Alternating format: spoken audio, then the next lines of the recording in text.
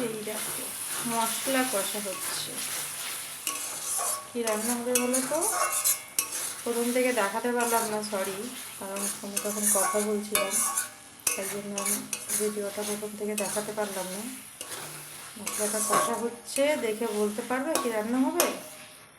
এখানে আমি দিয়েছি তেজপাতা আর গোটা জিরে ফোড়নে, তারপরে পেঁয়াজটা ভাজা হলে দিয়ে দিয়েছি আদা রসুন বাটা, টমেটো, মটরশুঁটি আর একটা গাজর ঘরে ছিল, শুকিয়ে যাবে বলে দিয়ে দিয়েছি।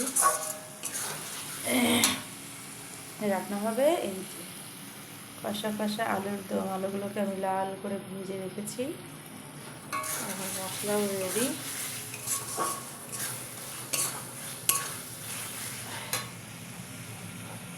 এই আমি দিয়ে দিলাম আলু।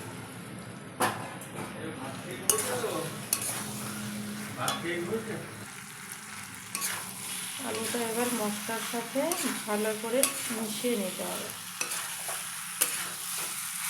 মিশিয়ে নিয়ে আলুটা ভাজতে ভাজতে অলমোস্ট সিদ্ধ হয়ে গেছে।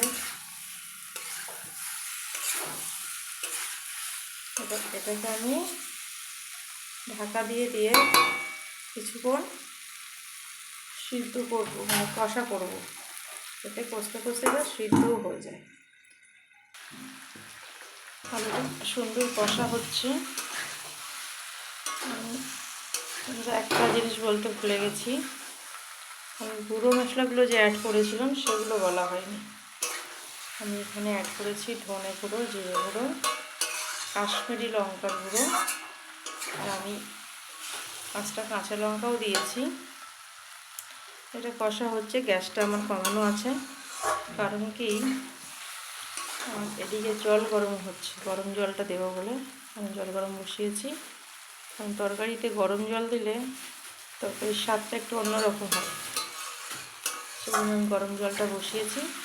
আমার এটা কষা হয়ে গেছে, কিন্তু জলটা যেহেতু গরম হয়নি তাই জন্য আমি গ্যাসটা কমিয়ে একটু একটু করে নাড়াচাড়া করছি, তলায় না ধরে যায়, সেই জন্য একটু নাড়াচাড়া করতে থাকছি। এবার জলটা গরম হলে দিয়ে দেবো, তারপরে ফুটে উঠলে দেখতে হবে। আলুটা যদি হয়ে আসে আর একটু মাখা মাখা থাকবে, এরকমই বানাবো। তোমরা দেখতেই পাবে, আমি তোমাদেরকে সবটাই দেখাবো, সঙ্গে থাকো। আবারও আসছি, সঙ্গে থাকো।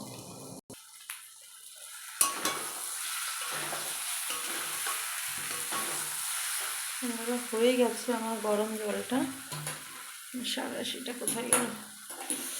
গরম জলটা হয়ে গেছে, সামান্যই জল করেছি, দিয়ে দিলাম গরম জলটা।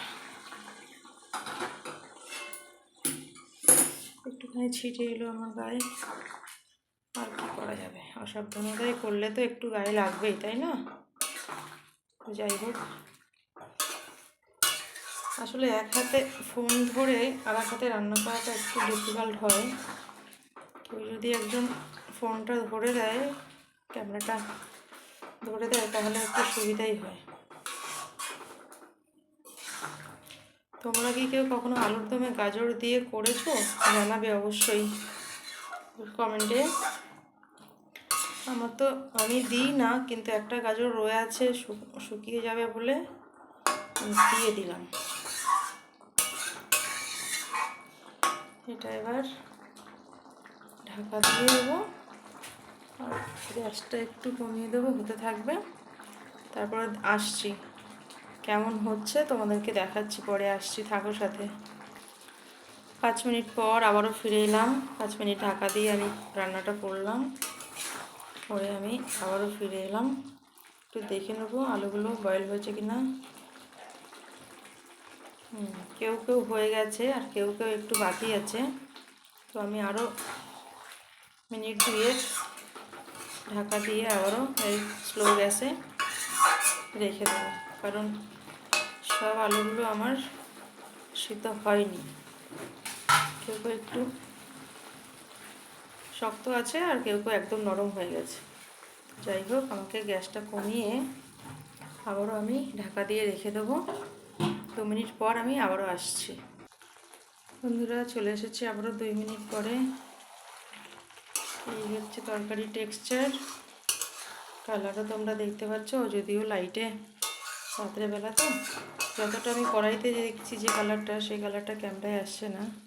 তবুও এই যে মাখা মাখা শুকনো শুকনো আলুর দম আমার রেডি। আমি আর কিছুই দেবো না এতে, কমপ্লিট আমার রান্না। তো বন্ধুরা, রান্না তো হয়ে গেল। তোমাদের যদি ভিডিওটা দেখে ভালো লাগে অবশ্যই লাইক কমেন্ট শেয়ার করে দিও। আবারও আসবো অন্য কোনো ভিডিও নিয়ে। সবাই ভালো থেকো, সুস্থ থেকো। Tata, bye bye.